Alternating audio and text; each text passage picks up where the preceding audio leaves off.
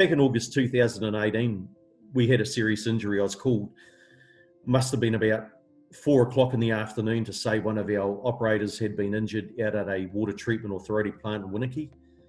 We were out there doing what they call a non-destructive digging activity, and part of that is we were excavating an area on site, and we were able to tip on site.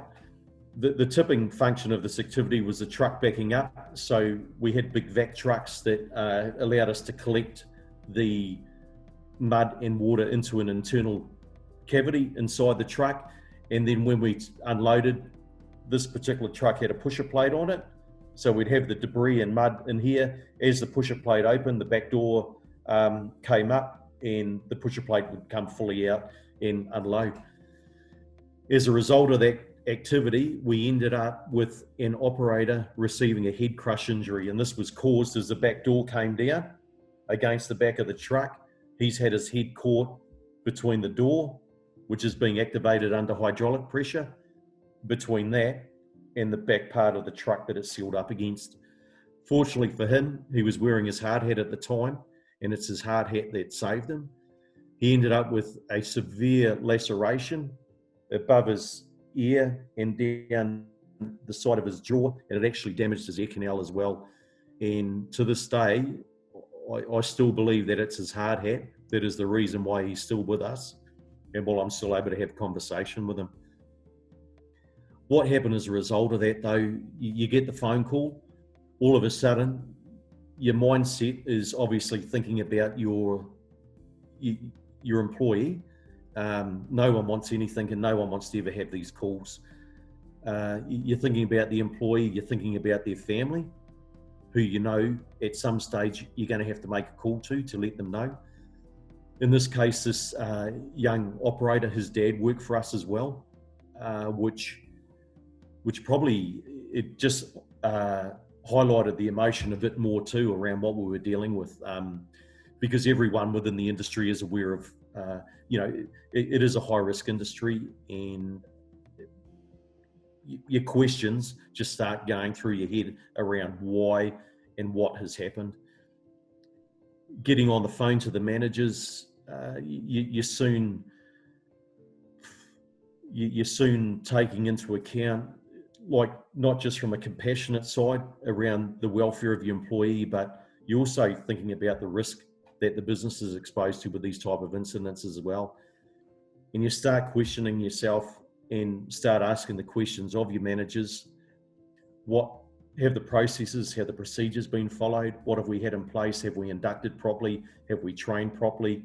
Do we have the right work instruction for this activity? Was the hazard identified that's occurred where we had suitable controls in place? We can't always eliminate everything from the workplace when we're doing high risk activity, but we need to make sure that the controls we've got in place are suitable to ensure that we're not creating more risk to our staff. At the end of the day, we always want them to go home as they've arrived. You get to the hospital, we were probably en route to the hospital at about 5 o'clock. I'd gone over and actually followed the branch manager to the hospital where our employee was. By that time, we'd made the call through to his dad, who had duly informed his mum. They're under an enormous amount of emotional stress, wondering how their son's going to be. At that point, it wasn't touch and go. I think they were quite happy that he was going to be okay, but just with the story around what had happened, you're calling the other operator who was on site with this operator. Again, too, it's not just the person who's been injured you're then dealing with the person who's had to deal with it straight away and deal with the fallout from the incident happening. That causes obviously emotional stress to them. There's a whole lot of anxiety there. It can just turn into such a complex world, and it's about trying to have that level head where you can almost compartmentalize, remove some of that emotional attachment, because you've still got to do the business. Managers, your executive general managers, your CEOs start calling. they generally want to talk to the person who probably knows the most about what's going on at the time. And sometimes that is either the branch manager or the health and safety manager or the health and safety rep who might be specifically dealing with that incident.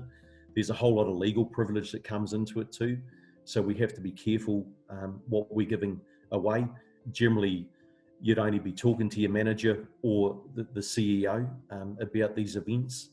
It just opens a whole complex world, and being able to remain level-headed and as I said, like being able to compartmentalize so that you can still do your job effectively, because as well as that, you know that the regulator, WorkSafe, you need to notify them. You know they're going to be turning up for incidents like these. You know questions are going to come from your client. It can put a lot of stress on you, but it is just so important to remain resolute, being able to prioritize things from that point of view. What do we need to do now? What do we need to do then? What do we need to do a bit later? And to make sure that you can manage yourself through these sorts of things as well too.